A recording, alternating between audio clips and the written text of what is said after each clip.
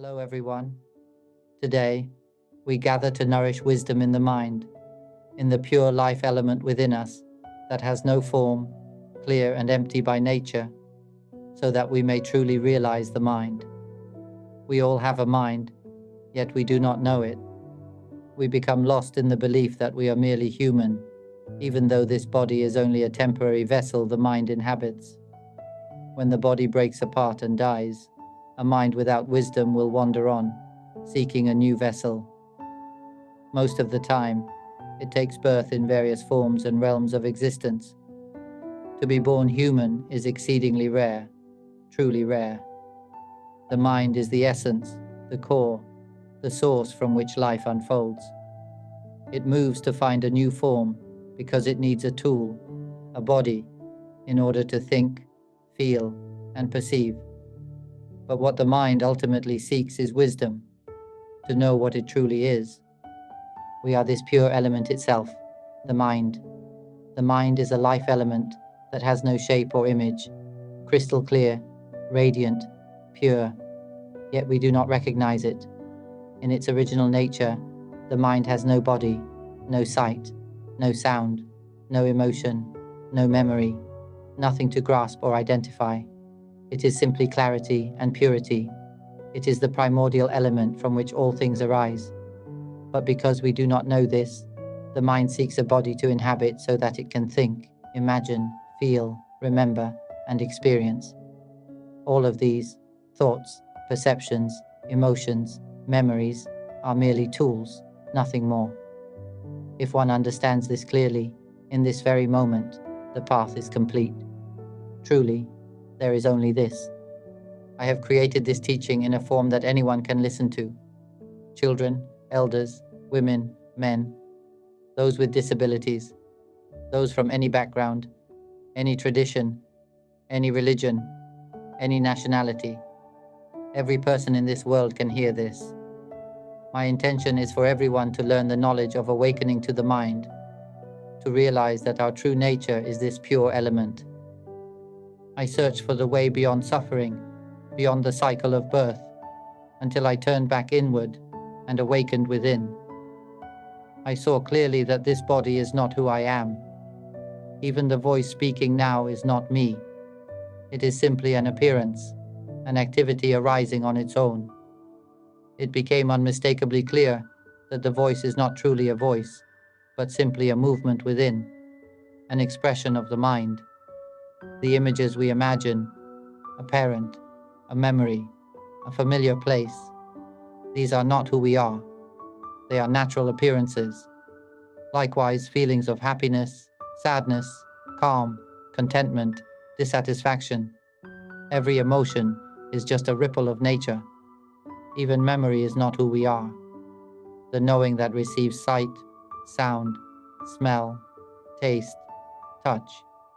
That knowing is not a self doing the knowing. These are simply activities of the mind. We are the mind itself, the clear and pure element. We take up these tools, thoughts, sensations, emotions, memory, and the body, in order to learn and realize that we are the pure life element. When this is understood, there is no further birth. This is the awakening of wisdom. But if we continue to cling to the belief that we are merely human, then when the body breaks apart, the mind drifts on, seeking another form. It may take birth in many kinds of bodies, shaped by what it identifies with. From the earliest ages of existence, from the first stirrings of life, the mind has inhabited countless forms. We have been many creatures, many shapes, many expressions of life, all because of the misunderstanding that the vessel we temporarily inhabit is who we are. The mind comes to dwell within this body, not to cling to it, but to learn from it. The body, the senses, and the world are not the self. They are instruments by which the mind can see and understand its own nature. The moment we cling and say, "This is me," suffering begins. The moment we clearly see that the body and its experiences are only temporary appearances, the mind begins to loosen, to return to its original clarity, the pure life element that was never born and never dies. Whenever we cling to anything as me or mine, suffering begins immediately. Once there is a body, life becomes full of effort, seeking food, maintaining health, protecting and preserving what we think we own. But before taking on a body, there was no burden. Without a body, there was ease. Yet because the mind, the life element within, has not yet realized its true nature, it must learn. Just as a child must go to school to learn how to live, the mind takes on a body to study and understand itself. We learn letters, skills, careers, even how to obtain the paper we call money. We learn how to run businesses, cook, exercise, study anatomy, and study the universe. We accumulate countless forms of knowledge, even as many as millions of doctoral degrees. But when the body dies and we are born again, none of that knowledge follows us. It cannot help us at all. Even if we became the richest person in the world, owning all the land, all resources, admired and powerful, what we gain is still only of this world. And everything we gain becomes a source of suffering. One car brings struggle, many cars bring even more. One house already requires care. Many houses require endless labor to maintain them. We spend our lives working to pay for these things: repairs, upkeep, bills, obligations, as if we were chained to them. It is like being tied with a rope and dragged along, like becoming a servant to what we possess. We become slaves to money, just paper we collectively agreed to value. When we own a house, we become servants to its costs. When we own a car, we become servants to its maintenance. When we own land, we become servants to its upkeep. Whatever we cling to, we end up bound to it, laboring day and night to protect and sustain what we believe is ours. When we receive this body, it is as though we have taken up residence inside a kind of living instrument, a human machine. Once we enter it, we become bound to it. We must search for food to nourish it, care for it so it does not fall ill, dress it, shelter it, and find medicine and tools to support it so that it may live comfortably and survive. Yet despite all our efforts, in the end, the body still weakens, still becomes sick, and eventually it dies. Throughout our entire life, from birth until this very moment, we struggle endlessly for its sake. We worry constantly. We suffer deeply. And because we believe this body is me and mine, we cling to everything connected to it: children, partners, properties, houses, cars, wealth, and belongings of every kind. We worry. Will someone misuse what is mine? Will they take it away? Will they care for what I leave behind? This worry stays with us until our final breath. So at the moment of dying, the heart is heavy, tense, fearful, unsettled. Then, when the body breaks apart and cannot continue, where do we go? We go on, because we are the mind. And the mind, not knowing its true nature, drifts to seek a new vessel. For most, this new vessel is not human. It may be a creature of water, land, sky, beneath the earth, within the air, or even in subtle realms beyond. To obtain a human body again is exceedingly rare. And all that we struggled to gain, what did it really grant us? All that wanting, all that chasing, all the building, collecting, protecting, did any of it free us from suffering? Did it release us from the cycle of birth and death? Number. If simply having a body could free us, we would have already been free long ago. But instead, once we acquire the human vessel, the most refined form, the form capable of thinking deeply, contemplating, reversing the outward flow of attention to awaken to the inner mind, We rarely use it for that purpose. A fish cannot know the mind. A bird cannot know the mind. Animals cannot reflect inward. Only the human vessel can understand its own nature. But once we receive this rare human form, we often live as animals do, seeking food, territory, ownership, status, identity. We study many fields and gain endless knowledge, but if that knowledge does not lead us back to the knowing of our true nature, it does not free us. And when this body dies, the mind simply goes on searching again, because realization has not yet happened. When the body dies, the mind simply moves on to find a new vessel, a new set of parents, a new child, a new partner, a new life. And again, when that body dies, it seeks another. Lifetime after lifetime, this continues, struggling, feeding, consuming, competing, fighting, harming, resenting, chasing, protecting, fearing, losing, grieving, only to die and begin again. We do all this, yet in the end, it is for nothing, because the mind continues, unchanged in its delusion. The mind does not die. It cannot die. It is an immortal element. It was never truly born, and it never truly ends. It has always been a clear, pure essence. Yet without wisdom, it drifts from body to body, from one form to another. I came to realize this only when I turned inward and awakened. I saw directly that the body is not who I am. Thought is not who I am. Emotions, sensations, memory, and perception are not who I am. And when this was seen clearly, everything opened. It was like something burst from within. I saw that the voice speaking does so on its own. Thoughts arise on their own. Emotions form and dissolve on their own. I was not doing any of it. The voice speaks without anyone behind it. Memory recalls and arranges itself into human language. Imagination shapes images, emotions of contentment, irritation, joy, heaviness. They all arise and disappear by themselves. Nothing needed to be controlled. Nothing needed to be suppressed or encouraged. Everything simply unfolded according to its nature. Sometimes pleasant feelings appear, stay a while, and fade. Sometimes irritation arises, stays for a moment, and dissolves. I did nothing. It all appeared to be happening on its own.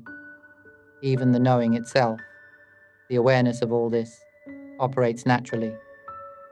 Right now, I see clearly. The knowing hears, the knowing smells, the knowing tastes, the knowing touches, all by itself. It knows the outer world through sights, sounds, sensations, and it knows the inner world through thought and the subtle voice that speaks inside without a mouth. The mind can form images, speak silently, remember, interpret, react, settle, or move. And I simply watch. The one who knows sees the voice, the images, the feelings, the sensations, and even sees the knowing of these happening by itself. When these movements of mind were seen that they operated entirely on their own, a realization arose that they were not me. And in that moment, something within broke open. Whenever we turn inward and awaken to the inner movements of the mind, the recognition arises that all of these appearances are not who we are. Then a question naturally arises.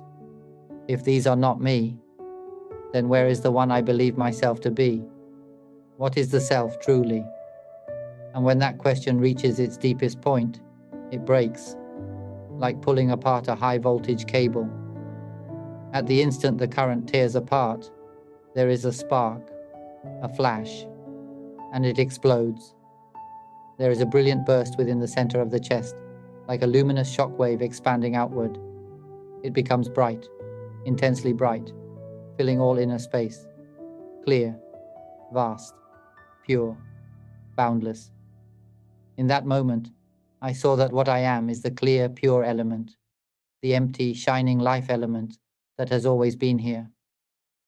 The radiance itself is wisdom.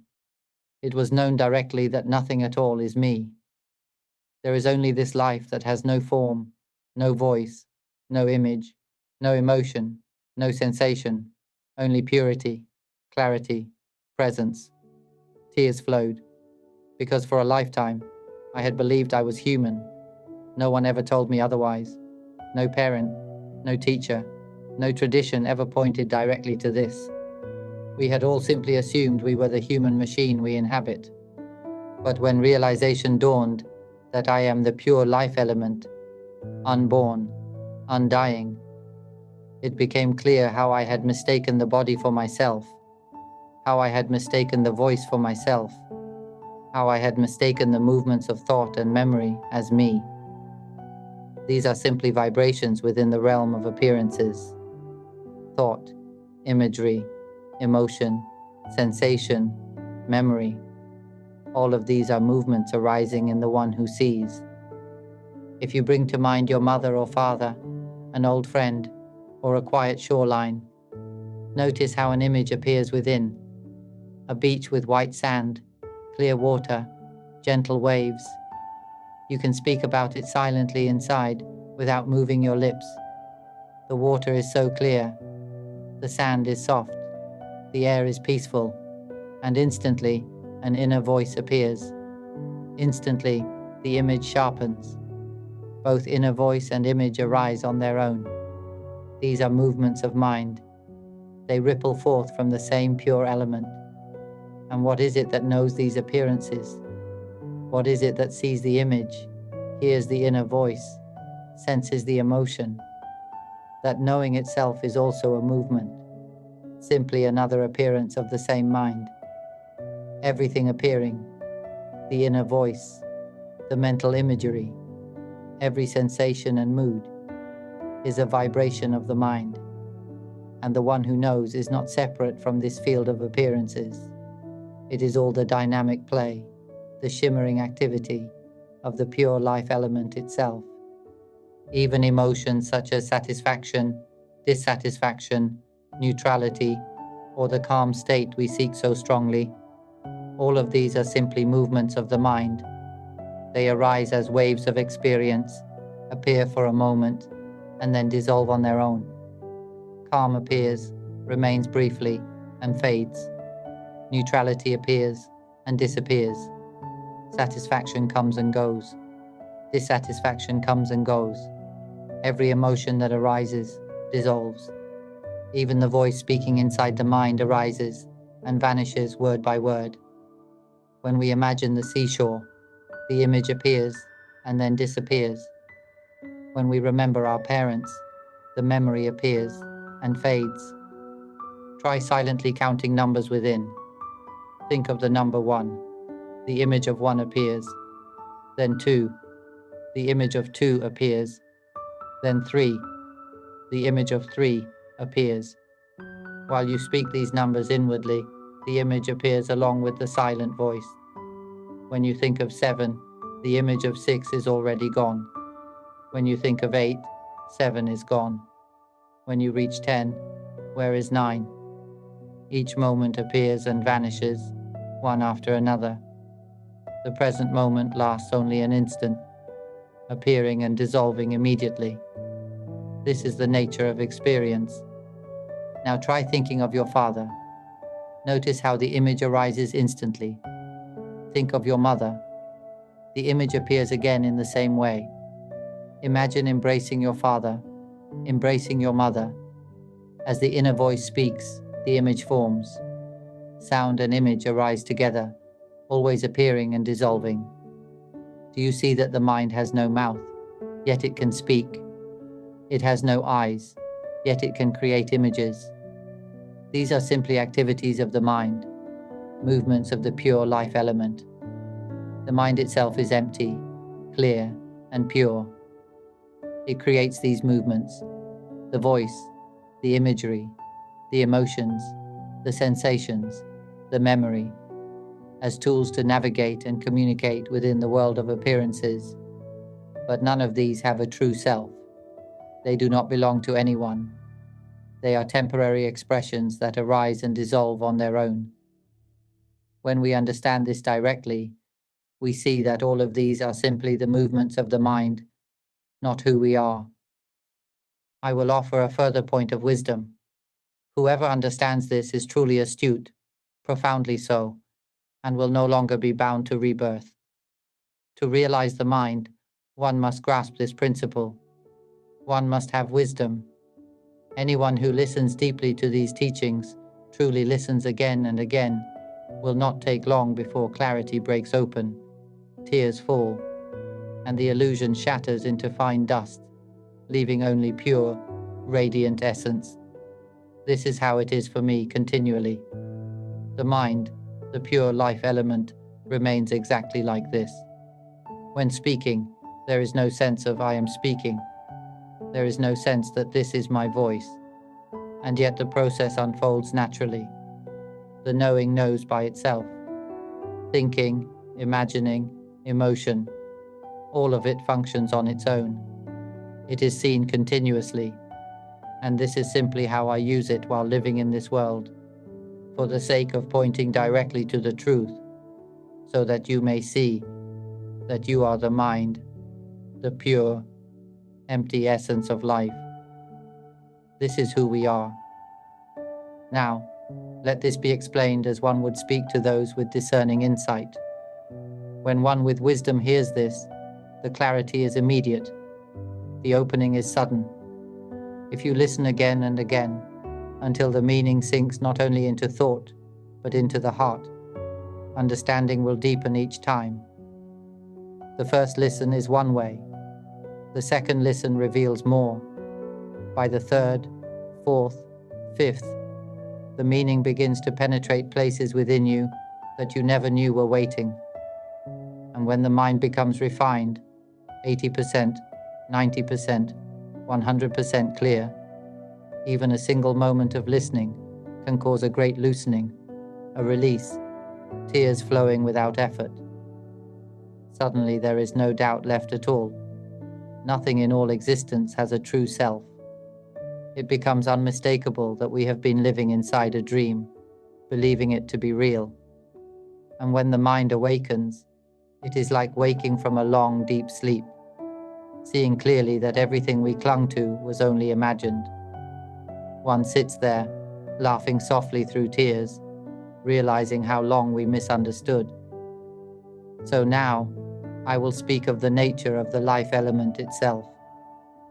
I will explain first from the inside outward, and then again from the outside back into the heart of it, so that you may see clearly from both directions. We are the pure, empty life element, clear, open, and without form. This pure clarity has no shape, no movement, and no embellishment. Because it has no tools or functions of its own, it cannot know itself. It is like an empty radiance that simply is, without activity. This is the innermost essence. This is what is called the mind. The second layer is what we call the movement of mind, the appearance of the mind's activity. This movement acts like a subtle field of energy surrounding the pure essence and allows for vibration, reaction, and expression. Imagine it like a delicate bubble around the pure center. We are the innermost clarity, yet we wish to learn and understand, because the universe is full of forms, matter, and energies. Without learning, the mind cannot know itself, cannot understand its own nature, and therefore cannot understand all things.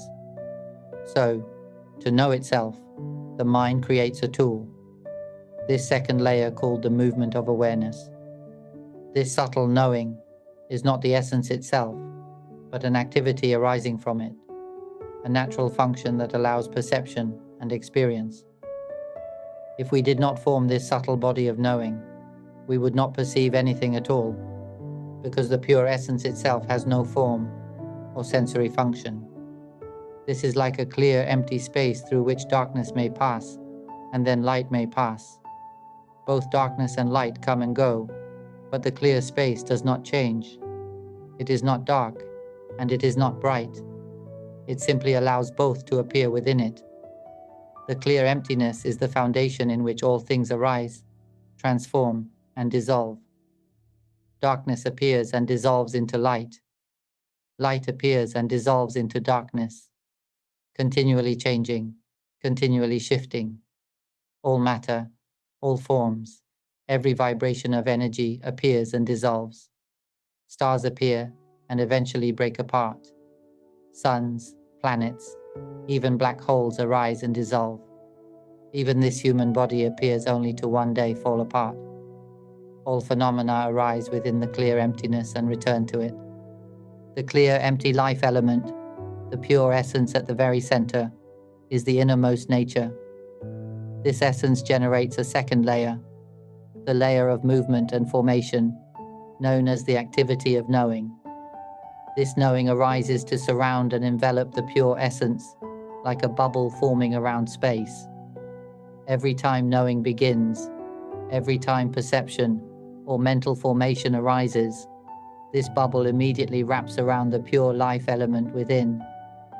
But whenever we do not rely on these movements, when the activity of knowing and formation dissolves, we become one with the boundless emptiness of the entire cosmos. In that moment, there is a direct realization that we are the pure essence itself. Originally, this pure, empty life element was already one with the vast emptiness of all existence. But when it generated the subtle activity of knowing, to learn and to experience, that activity formed a thin, transparent membrane around it. Like a bubble, a delicate boundary arose. Now there was a subtle form, the subtle body, a shimmering field that could perceive, respond, and vibrate when touched. When something makes contact, the subtle body quivers, experiences, and begins to interpret and give meaning. However, this subtle body alone cannot truly learn because it still lacks tools. It had perception, but no functional instrument with which to experience the world directly. So the pure essence, wrapped in this subtle knowing, attached itself to physical matter and took form. It became a single-celled creature, then two cells, then gradually evolved into ever more complex bodies, eventually becoming human. We have changed bodies millions of times. We have had parents, children, husbands, wives, and families through countless lifetimes. The same consciousness appears again and again, taking different roles, sometimes as parent, sometimes as child, sometimes as spouse, sometimes as friend. We have revolved through every connection imaginable, over and over. We have devoured and harmed one another, loved and hated one another, clung and resented one another, countless times, endlessly circling through birth and death. All of this, every relationship, every memory, every identity, every story, has only ever been the movement and formation of mind, just the ripple of the subtle bubble, nothing more than appearances arising and dissolving within the pure, empty life element. When the pure, empty life element surrounds itself with the subtle bubble of knowing, this becomes what we call the movement of mind. The true us is the clear, empty essence inside the bubble, and the bubble itself is the subtle field of perception, the activity of mind that can move, respond, and interpret. When this subtle body attaches to a physical form, it takes on a human vessel. This is extremely fortunate, because ordinarily the subtle mind body takes the form of animals. But when we receive the human form, we enter into the coarse body, the human instrument, and immediately the activity of mind begins to claim, identify, and declare, "This is me. This is my body," even though the body never once says that it belongs to us. Imagine if the pure life element were removed from the body. If someone were to take the consciousness out, and the body were burned, the body would not suffer. It would simply decay and return to ash, and we would not feel anything at all, because we are not the body. When a dog dies, its body lies still on the ground. We are not touched by its burning, because the consciousness has already departed. In the same way, when the consciousness leaves this human body, the body can be burned, buried, or left to return to dust, and none of it touches us. The body was never us. The subtle form, the bubble, is what vibrates, perceives, responds, interprets. Yet even this subtle form is not the deepest truth of who we are. The innermost essence is the pure, empty life element, radiant and without form. It does nothing, it stirs nothing, it does not speak, does not think, does not feel, because it has no movement at all. And because it has no movement, it has no way to know itself. So, to know, to experience, to learn, it creates the subtle bubble of knowing. This bubble is the instrument of awareness, and when the bubble seeks to engage with the world of matter, it takes on a physical body, pure essence, subtle knowing, physical embodiment. These are the three levels. The first level is the true essence, the pure, empty life element with no form. The second level is the subtle movement of awareness, the bubble that perceives and interprets. The third level is the physical body, the external tool used in the material world. The pure essence creates the subtle knowing so that it can perceive. The subtle knowing attaches to the physical body so that it can experience. The essence is the origin, and because it is the origin, it can create all of this. Just as the sun is a radiant source, the pure life element is the origin within us. The sun emits light, warmth, magnetic fields, electrical currents, and gravitational pull. These are not the sun itself, but the expressions arising from it. In the same way, we are the pure mind, the original, clear, powerful essence. This is the innermost layer, subtle and luminous. Wanting to learn and understand, the pure essence generates a tool, the subtle activity of knowing.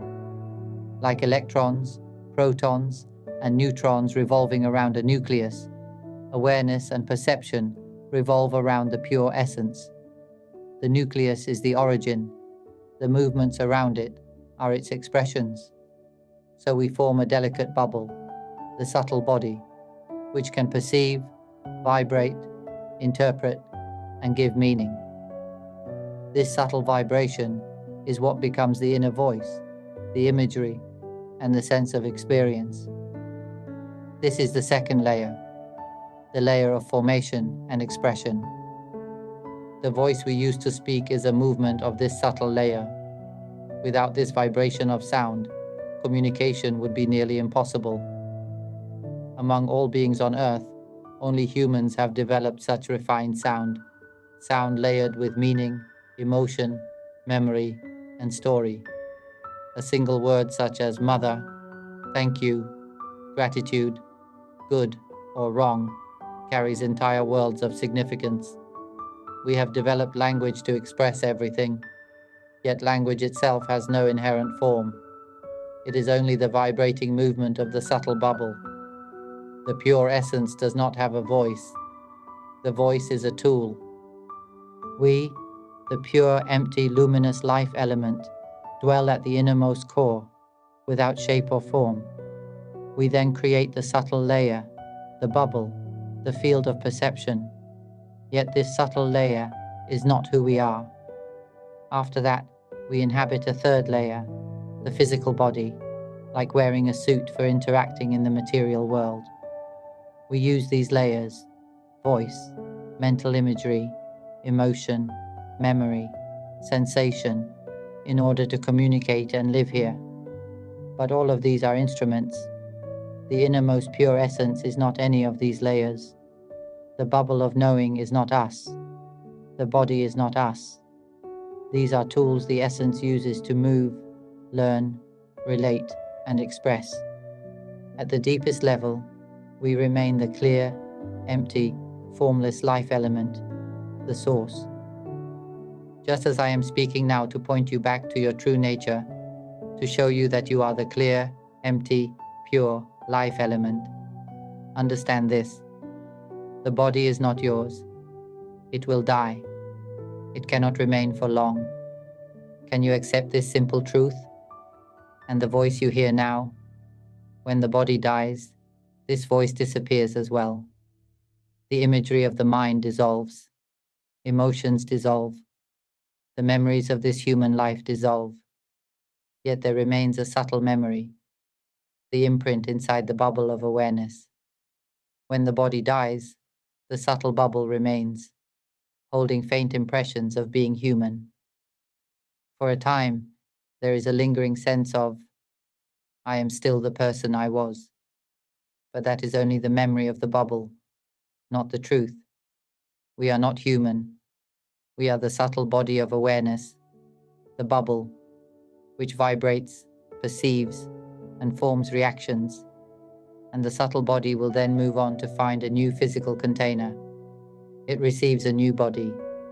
It begins learning and clinging again. If the new body is that of an animal, we believe we are that animal. If the new body is of water, land, or sky, we believe we are that form. Wherever we are born, we cling to that form as me. This cycle continues endlessly. Once a centipede, one believes, I am a centipede. Once a snake, I am a snake. Once a duck, I am a duck. Once a pig, I am a pig. Each time we enter a new vessel, we claim it as ourselves. But has anyone ever taught us that the body is not ours? That the voice is not ours? That the imagery, emotions, sensations, and memories are not who we are? That all of these are only temporary instruments we borrow to function for a while? The truth is, we are the pure, empty, luminous life element at the innermost core. The second layer is the movement of mind, the layer of perception and formation. The third layer is the body.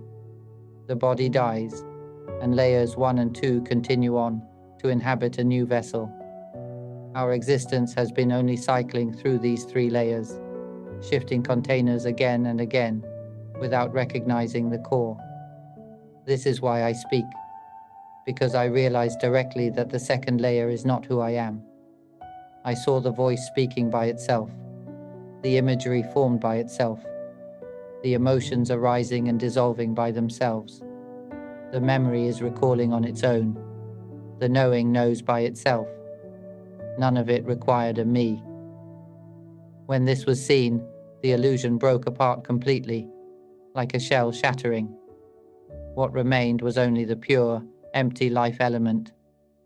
When I saw clearly that the hearing was happening by itself, that the sound was being heard without anyone behind it, I realized there is no me here. I looked for where I was, and there was nothing. And when that understanding reached its depth, the bubble that had been surrounding the pure essence burst. It broke apart completely. What remained was only the clear, empty vastness, merging with the whole of existence. And it has been this way ever since. Now, whenever a movement of perception or mental formation appears, the bubble rises momentarily. But because wisdom is present, it is seen instantly, and there is no confusion. The speaking happens, but there is no sense of I am speaking. Thinking happens, but there is no sense of I am thinking. Emotions arise, pleasure, displeasure, neutrality, calm, but there is no identification with them. The knowing of sound, the knowing of thought, the knowing of all perception continues, yet there is no feeling of a me who is knowing. This is wisdom. When the pure life element realizes itself, it knows that it is not human. It is not sound, not thought, not emotion, not perception. It is nothing that arises and nothing that passes. It is the quiet, pure, empty essence, eternal, unmoving, uncreated. It does not come into being, and it does not cease. Now it does not cling to sound, does not cling to imagery, does not cling to emotion, does not cling to anything. Everything functions just the same as before. Thoughts, sounds, emotions, and experiences appear and dissolve. But there is no grasping. There is complete independence. The pure essence remains the base, the ground of all experience. It is like the clear open space in front of us. Within that space, warm winds blow, cold winds blow, weather changes endlessly, but space itself is untouched. Whether the air is pleasant or unpleasant, space does not become better or worse. In the same way, we live in the world among conditions, people being praised, being condemned, facing punishment, harm, conflict, gain and loss. But the pure essence does not know any of this. If someone does wrong, the laws of society respond. If someone does good, society admires them. This is how the world functions, and that is appropriate. But understand this clearly. All of that, praise, blame, judgment, punishment, admiration, is not ultimately real. It is the movement of the second layer, the bubble of perception. The pure essence remains untouched, unchanged, silent, still. We, the pure and empty life element, created the second layer, the layer of formation, which appears as the voice, the imagery, the emotions, and the act of knowing. This second layer is a tool, not our true self. After creating this subtle layer, we then attach to the third layer, the physical body. Layers 2 and 3 are heavy. They are burdens we carry. My role is only to reveal this truth, to share the knowledge of awakening, so that it may spread throughout the world. When this is realized, do you know what follows? We begin to live together in peace. There is no more harm, no more hatred, no more vengeance. War disappears. There is no need to show superiority, to dominate, to fight over land, water, air, people, territory, status, or wealth. Instead, we naturally support and care for one another because we see that nothing is mine. The voice is not mine. The imagery is not mine. The emotions are not mine. Even the act of knowing is not something I perform. The body is not mine. Everything is just a tool used temporarily. And so, living in the world becomes light and simple. When the body grows old, we care for it. When it falls ill, we tend to it. If it can be healed, we heal it. If it cannot, we let it go. Whatever we have, we share. Everyone has a mind, yet most do not know the mind. They cling to the belief that they are human, that they are the body. But the body is only the outer shell. The second layer, thought, image, emotion, is also not us.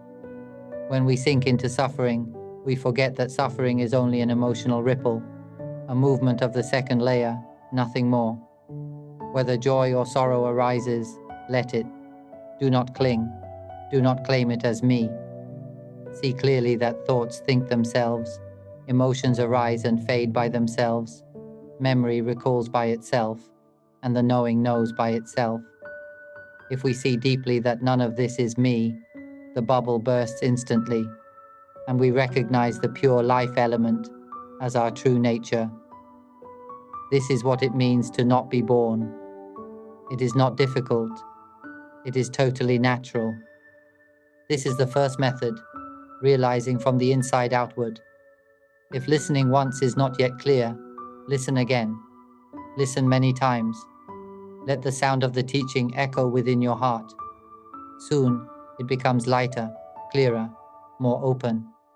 There is peace, because nothing in this world is truly real in the way we once believed. Do not suffer over anything. Let everything arise and pass, but do not grasp it as real. In the end, the body dies. Only the essence remains.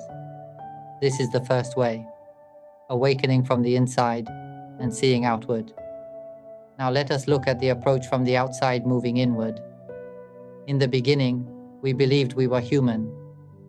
This is the stage of complete misunderstanding. I was like this once too.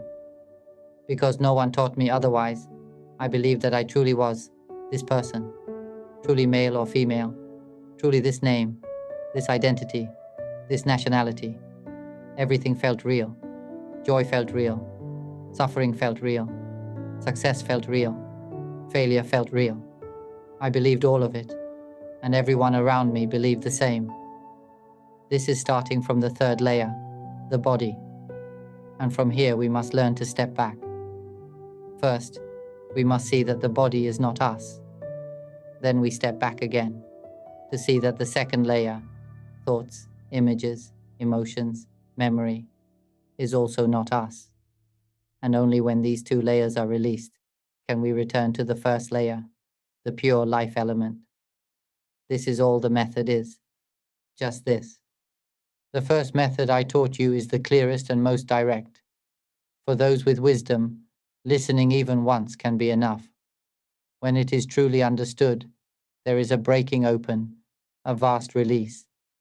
If you say, I understand, but nothing has shifted, nothing has dissolved, then you do not understand yet. When real understanding arises, tears fall on their own. You don't try to cry. The heart simply overflows. There is a loosening, a spaciousness, a softness that opens by itself. Continue listening until the moment the illusion breaks. When the sense of I am a person disappears completely, then you know you will not be born again. That is the point of completion. And how do we begin to stop suffering? We must see that the body is not ours and that nothing belongs to us. So we begin by loosening our grip on external things. The house is not ours. The land is not ours. The car is not ours. Possessions are not ours. So we give them away. We let others use them. This is called giving, letting go of the outer layer. Then what remains? The body. Even after giving everything away, the body remains. Then we try to see that the body is only earth, water, air, and fire. We try to separate these elements. We try to let go. We try to break attachment to the body. This is a very difficult method, the path of hard effort, the path of struggle. We push ourselves, sacrifice, withdraw to the forest, renounce everything. But even this is still just thought. What we call letting go, abandoning, separating, renouncing, breaking identity. All of it is still happening inside the second layer. It is still the mind trying to do something. Now imagine we begin to loosen things slightly.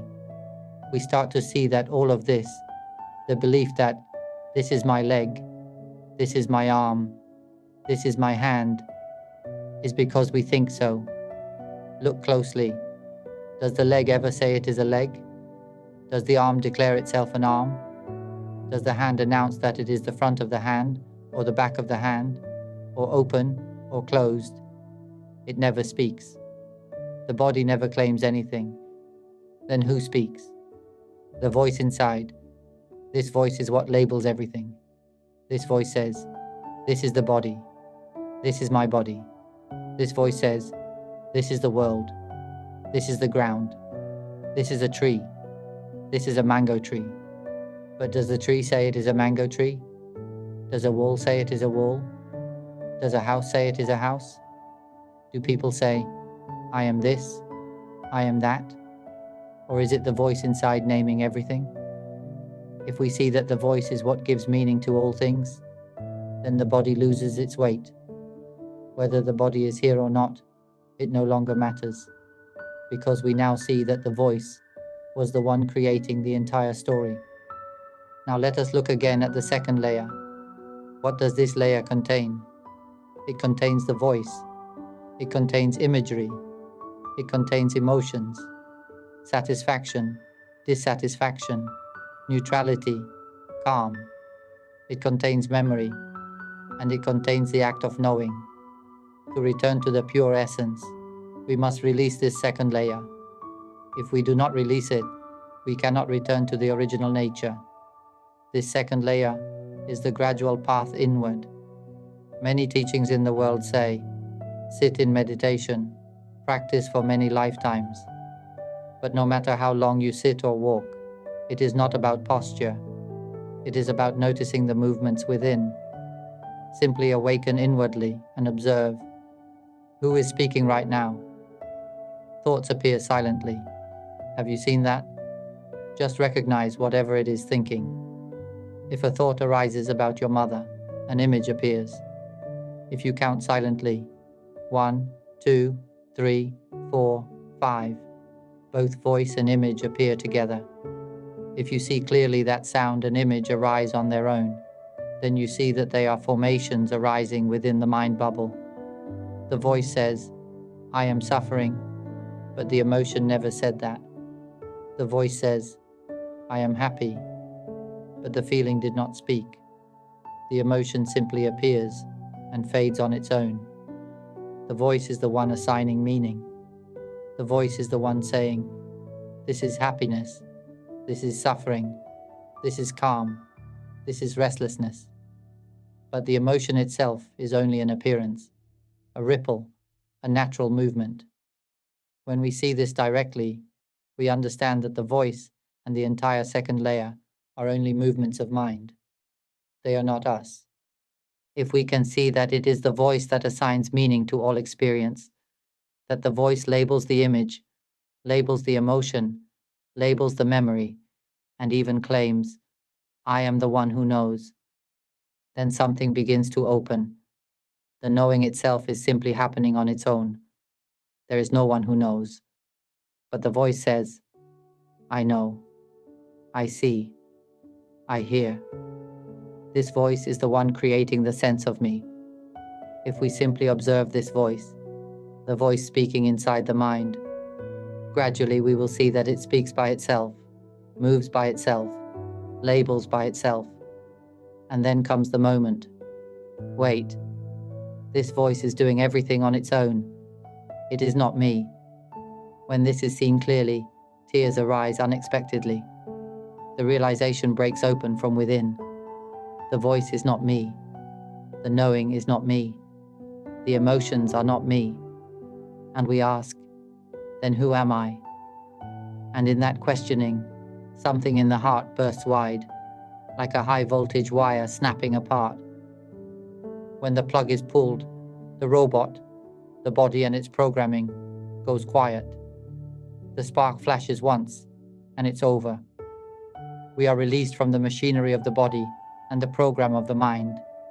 The voice, the imagery, the emotion, the memory, these belong to the robot, to the biological and mental programming of the human instrument. We only came to use this body because we have no shape of our own. Once we realize that we are not this body, nor the program of sound, nor the program of thought or feeling, the energy of the pure life element is released, as if a battery is removed from a device. When the battery is taken out, the machine no longer defines us. The machine loses all authority. We recognize ourselves as the pure, empty, radiant essence. This is what happened when I turned inward and awakened. It was this simple. Once the truth was seen, suffering ended. When emotions begin to arise, satisfaction, dissatisfaction, neutrality, they pass on their own. I simply see the voice, see the image, see the emotion, see the knowing. These appearances arise and dissolve like ripples. I do not grasp them. I do not send energy to hold them. When there is no clinging, they vanish without leaving a trace. This is all. When we no longer cling to these appearances, they lose all weight. We become free, and the appearances themselves are also free. The voice expresses its nature. The images express their nature. The emotions, the act of knowing, All express exactly what they are. Even the pure essence expresses itself, revealing its purity and its unchanging emptiness. This is how I am, constantly. There is no suffering here.